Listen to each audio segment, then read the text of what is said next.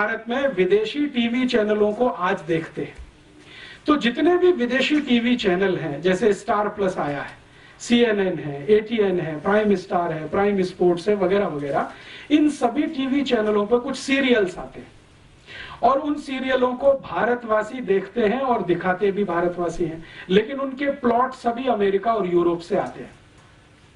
भारत में star plus पे सबसे ज्यादा सीरियल दिखाने वाली एक लड़की है जिसका नाम है एकता कपूर, उसके सबसे ज्यादा सीरियल आते हैं।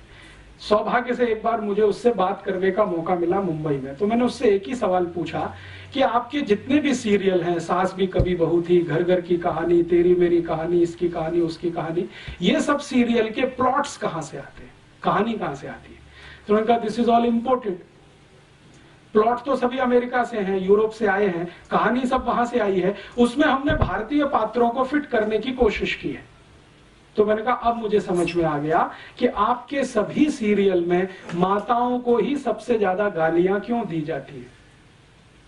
सास भी कभी बहू थी, आप अगर इस सीरियल को ध्यान से देखें तो इस सीरियल की सभी स्त्री पात्र या माताएं पात्र सबसे ज्यादा दुर्भावना का शिकार है।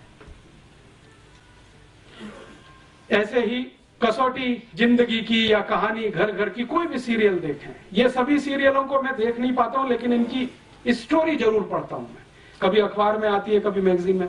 तो उन सब सीरियलों में एक माता दूसरे के खिलाफ षड्यंत्र कर रही है, दूसरी तीसरे के खिलाफ, तीसरी चौथी के खिलाफ, ननद भाभी के खिलाफ, भाभी ननद के खिलाफ, माता जो है किसी और के, इसी तरह के षड्यंत्र षड्यंत्र षड्यंत्र माताओं के बीच में सबसे ज्यादा, पुरुषों में कुछ कम, क्योंकि ये सब इंपोर्टेड प्लॉट्स हैं, यूरोप से आए हैं हमें, तो वहां तो माता तो कुछ है नहीं, तो उसके खिलाफ षड्यंत्र भी हो तो कोई महत्व की बात नहीं है। यहां तो बहुत कुछ उसी पर निर्भर है, लेकिन हमने चूंकि आयातित किया हुआ है, उसको हिंदुस्तान का थोड़ा मिर्च मसाला लगा के पेश किया हुआ है, तो सभी सीरियल उसी तरह के दिखाई देते हैं इस देश में।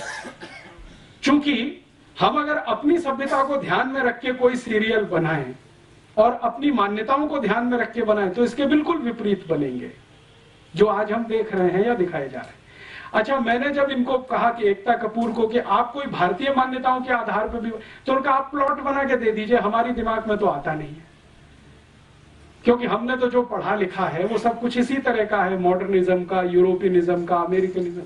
एकता कपूर यूरोप में पढ़ के आई है, थोड़े दिन अमेरिका में रह के आई है, तो वो कहती है कि ज्यादा कुछ हम जो देखते रहे वो यहाँ पे बनाते रहे।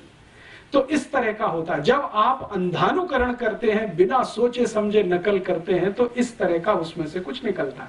फिर हम अपना सिर पीटते हैं, अरे हमारी संस्कृति का नाश हो रहा है, सभ्यता का नाश हो रहा है। वो तो होगा ही, क्योंकि बिना सोचे समझे तो आप ये सब कर ही रहे हैं। कोई विचार तो होता नहीं, कोई बहस तो होती नहीं, कोई मुहाविसा तो होता नहीं इस देश में, ऐसे ही चलता जाता है। तो एक मात्र सत्तात्मक समाज हमारा, एक पितृ सत्तात्मक समाज उनका। अब कौन अच्छा कौन बुरा इसमें नहीं जाना चाहिए, वो अलग हम अलग। अब अलग अलग मान्यता और सभ्यता के लोग अलग अलग मान्यता और सभ्यता के ही कार्य करेंगे, तभी कुछ अच्छा होगा, नहीं तो उसमें से कुछ खराब ही निकलेगा। घालमेल करेंगे, फ्यूजन करेंगे तो खिचड़ी बनेगा।